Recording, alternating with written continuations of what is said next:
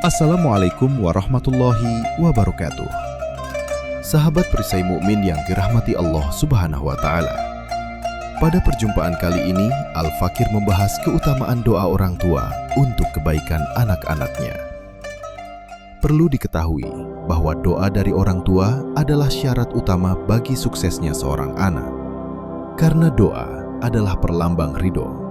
Sedangkan dalam hadis disebutkan bahwa ridho Allah tergantung ridho orang tua, dan murka Allah tergantung pula dengan murka orang tua.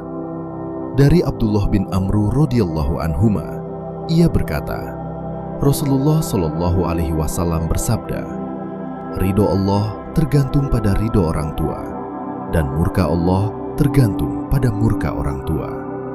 Hadis riwayat At-Tirmizi 1899, hadis riwayat Al-Hakim 7249, atau Brani dalam Al-Mu'jam Al-Kabir 14368, Al-Bazzar 3294. Doa dari orang tua kepada anaknya adalah perlambang cinta.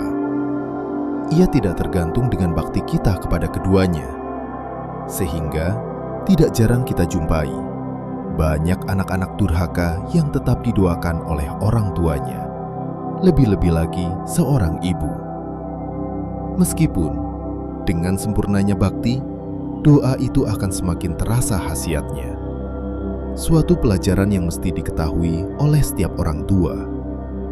Doa mereka sungguh ajaib jika itu ditujukan pada anak-anak mereka. Jika orang tua ingin anaknya menjadi anak yang soleh dan baik, maka doakanlah mereka, karena doa orang tua adalah doa yang mudah diijabahi. Namun ingat, sebenarnya doa yang dimaksudkan di sini mencakup doa baik dan buruk dari orang tua pada anaknya. Jika orang tua mendoakan jelek pada anaknya, maka itu pun akan terkabulkan. Sehingga orang tua mesti hati-hati dalam mendoakan anak-anaknya.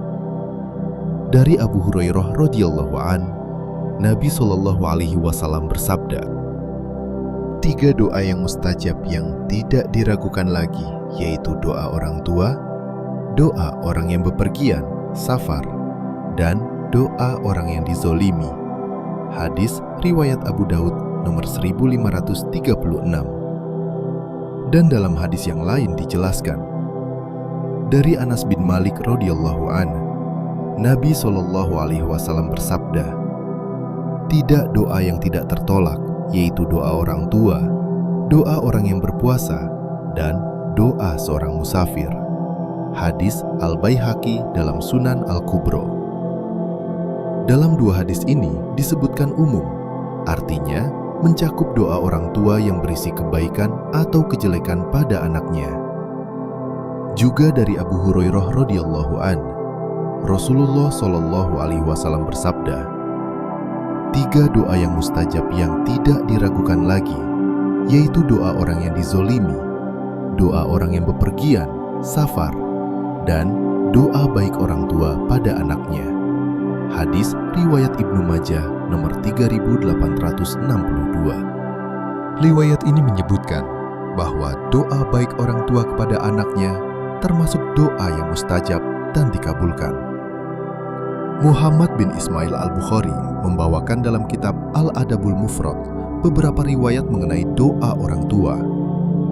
Di antara riwayat tersebut, Abu Hurairah berkata, Nabi Shallallahu alaihi wasallam bersabda, ada 3 jenis doa yang mustajab, terkabul, tidak diragukan lagi, yaitu doa orang yang dizalimi, doa orang yang bepergian, dan doa kejelekan kedua orang tua kepada anaknya.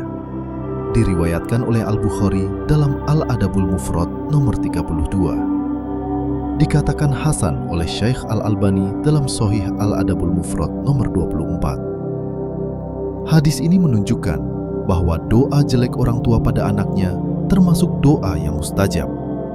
Maka sungguh amat bahaya jika keluar dari lisan orang tua doa jelek pada anaknya sendiri, karena doa seperti itu bisa terkabul. Hendaklah para orang tua mencontoh doa para nabi dan orang soleh yang selalu mendoakan kebaikan pada anak keturunannya. Lihatlah contoh Nabi Ibrahim alaihissalam, di mana beliau selalu berdoa, Rabbi alni muqimas sholati wa min dzurriyyati, Rabbana wa taqabbal du'a. Ya Tuhanku, jadikanlah aku dan anak cucuku orang-orang yang tetap mendirikan sholat. Ya Tuhan kami, perkenankanlah doaku. Wa idh qala Ibrahim, Rabbi'al hadzal balada amina wajnubni wa baniya an na'budal asnam. Ya Tuhanku, jadikanlah negeri ini, Mekah, negeri yang aman, dan jauhkanlah aku beserta anak cucuku daripada menyembah berhala-berhala. Lihatlah sifat ibadur rahman, hamba Allah yang berdoa. Walladzina yaquluna Rabbana hablana min azwajina wa dzurriyyatina qurrata a'yuni waj'alna lil muttaqina imama. Dan orang-orang yang berkata, Ya Tuhan kami, anugerahkanlah kepada kami istri-istri kami dan keturunan kami sebagai penyenang hati kami, dan jadikanlah kami imam bagi orang-orang yang bertakwa. Quran Surah Al-Furqan ayat 74. Dahsyatnya bila seorang ibu menyebut nama anaknya dalam setiap doanya. Dr. Fauzia Adabus, seorang psikolog yang amat populer di Kuwait, pernah menulis di sebuah Twitternya tentang rahasia-rahasia doa seorang ibu jika tiap malam ia mendoakan anak-anaknya. Dan ternyata, efek dari Twitter itu telah mengubah jalan hidup banyak orang. Isi Twitternya sebagai berikut. Wahai para ibu, agar jangan engkau tidur tiap malam sebelum kau angkat kedua tanganmu sambil menyebut satu persatu nama anak-anakmu dan mengabarkan kepadanya bahwa engkau ridho atas mereka masing-masing. Beginilah doanya. Allahumma inni ushiduka anni radiyah an ibni, ibnati. Sebut nama anak-anakmu satu persatu. Tama marito, wa kamala ridho, wa muntahai ridho. Fallahumma anzil ridwanaka alaihim biridho'i anhum. Artinya, Ya Allah, aku bersaksi kepadamu bahwa aku ridho kepada anak-anakku. Sebut nama anak-anakmu dengan ridho paripurna, ridho yang sempurna, dan ridho yang paling komplit. Maka turunkan ya Allah keridhoanmu kepada mereka demi ridhoku kepada mereka. Ada seorang ibu yang bercerita, beliau mengamalkan doa dari Twitter Dr. Fauzia Adabus. Lalu, ibu tersebut setiap malam mendoakan anak laki-lakinya yang telah berumur 22 tahun. Maka bercerita, sejak kelahiran anakku itu, aku hidup dalam penderitaan karenanya. Dia tak pernah sholat dan bahkan jarang mandi. Dia sering berdebat panjang denganku, dan tak jarang dia membentakku dan tak menghormatiku, walaupun sudah sering aku mendoakannya. Maka ketika membaca Twittermu, aku berkata, mungkinkah omongan ini benar? Tampaknya masuk akal, dan seterusnya. Dan akhirnya, kuputuskan untuk mencoba mendoakan.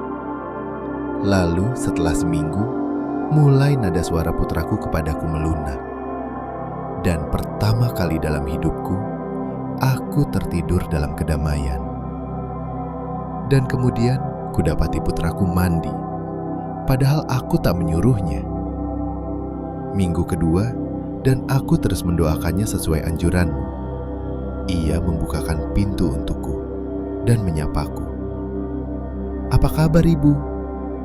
Dengan suara lembut yang tak pernah kudengar darinya sebelum itu. Aku gembira tak terkira, walaupun aku tak menunjukkan perasaanku kepadanya sama sekali. Lalu 4 jam kemudian, aku menelponnya di ponselnya, dan ia menjawabku dengan nada yang berbeda dari biasanya. Bu, aku di samping masjid, dan aku baru akan sholat waktu ibu menelponku. Maka aku pun tak mampu menahan tangisku. Bagaimana mungkin ia yang tak pernah sholat bisa mulai sholat dan dengan lembut menanyaiku, "Apa kabar?" Tak sabar aku menanti kedatangannya dan segera kutanyai, "Sejak kapan engkau mulai sholat?" Jawabnya, "Aku sendiri tak tahu, Bu. Waktu aku di dekat masjid, mendadak hatiku tergerak untuk sholat. Sejak itu, kehidupanku berubah 180 derajat. Dan anakku tak pernah lagi berteriak-teriak kepadaku dan sangat menghormatiku. Tak pernah aku mengalami kebahagiaan seperti ini, walaupun aku sebelumnya sering hadir di majelis-majelis zikir dan pengajian-pengajian." Doa ibu itu ampuh. Karena beratnya kehidupan sehari-hari, seringkali seorang ibu melupakan doa untuk anak-anaknya.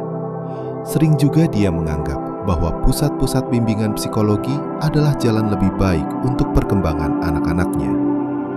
Padahal, justru doa ibu adalah jalan tersingkat untuk mencapai kebahagiaan anak-anaknya di dunia dan akhirat. Jangan pernah bilang, "Ah, anakku masih kecil, ngapain didoakan?"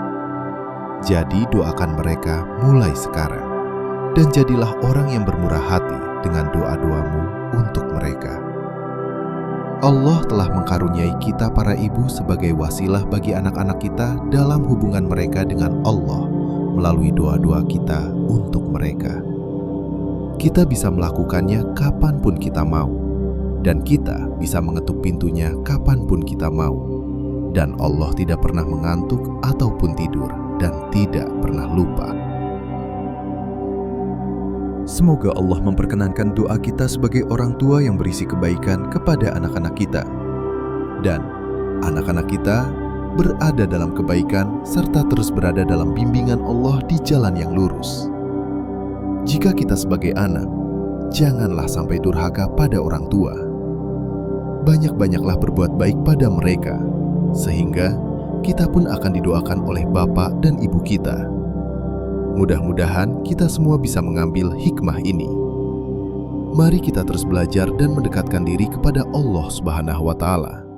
Dan semoga apa yang saya sampaikan ini bermanfaat bagi kita semua. Jangan lupa, bantu kami untuk terus memberikan konten-konten Islami yang bermanfaat dengan cara subscribe, like, komen, dan share video ini. Wassalamualaikum warahmatullahi wabarakatuh.